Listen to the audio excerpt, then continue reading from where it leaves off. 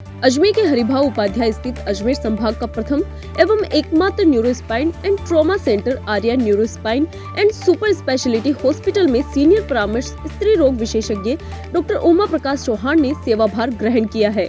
Doctor Uma Prakash Chauhan Aryan neurospine and super speciality hospital में अपनी सेवाएं देने से पूर्व दिल्ली में कुछ सालों तक अपनी सेवाएं दी। वहीं डॉक्टर उमा प्रकाश चौहान को इस क्षेत्र में कई वर्षों का अनुभव है। डॉक्टर उमा प्रकाश चौहान ने इंदिरा गांधी गवर्नमेंट कॉलेज नागपुर से MBBS और अपनी PG obstetric gynaecology GMC Aurangabad Maharashtra से की है।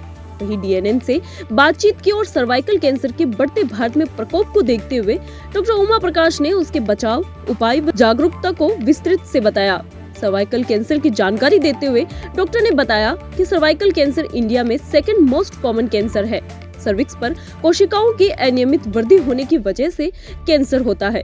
सर्वाइकल कैंसर भारत में कॉमन इसलिए भी है क्योंकि महिलाओं में इसके प्रति जागरूकता नहीं है।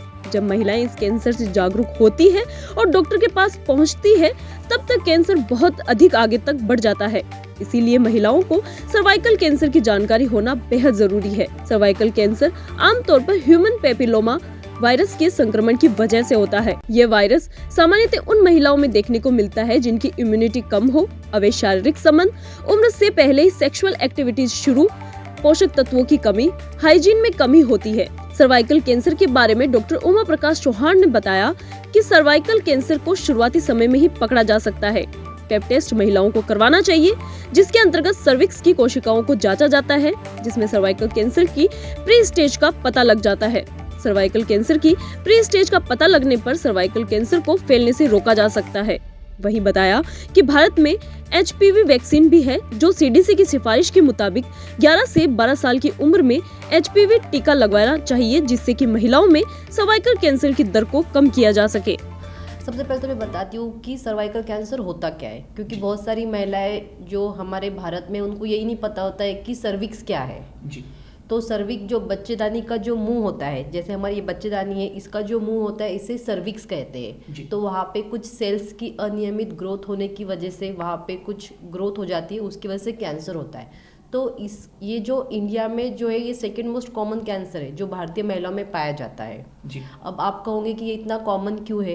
क्योंकि हमारी इंडिया में जो है जो महिलाएं होती है वो डॉक्टर के पास जल्दी पहुंच नहीं पाती, और जब वो पहुंचती तब ऑलरेडी कैंसर जो है वो बहुत प्रोग्रेस आगे तक बढ़ चुका होता है। तो इसलिए वो इतनी अवेयर नहीं है भारत में महिलाएं।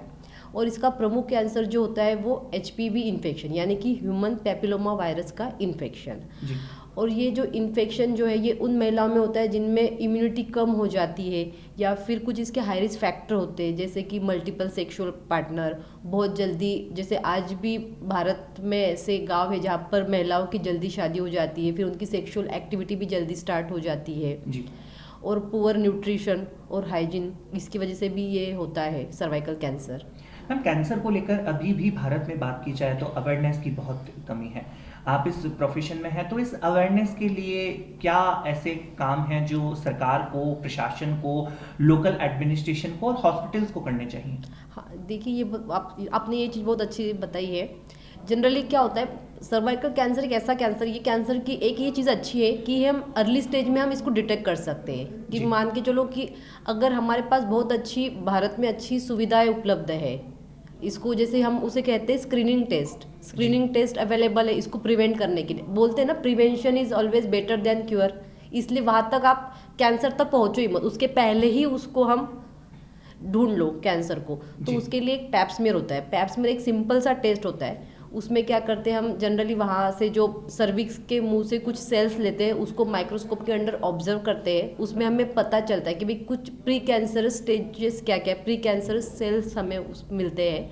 तो अगर वो पता चल जाए तो हम उसको पहले ही कैंसर तक फैलने नहीं देते हैं। और भारत में अच्छी मतलब अभी HPV वैक्सीन भी अवेलेबल है।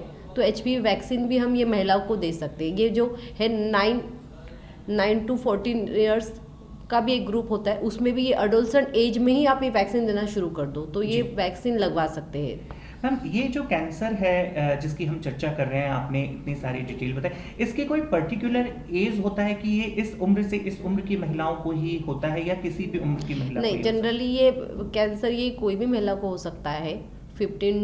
15 साल से जो भी महिला सेक्सुअली एक्टिव होती है, 15 साल के बाद सेक्सुअल एक्टिविटी स्टार्ट हो जाती है कुछ कुछ महिलाओं में, तो ये कोई भी महिला को हो सकता है।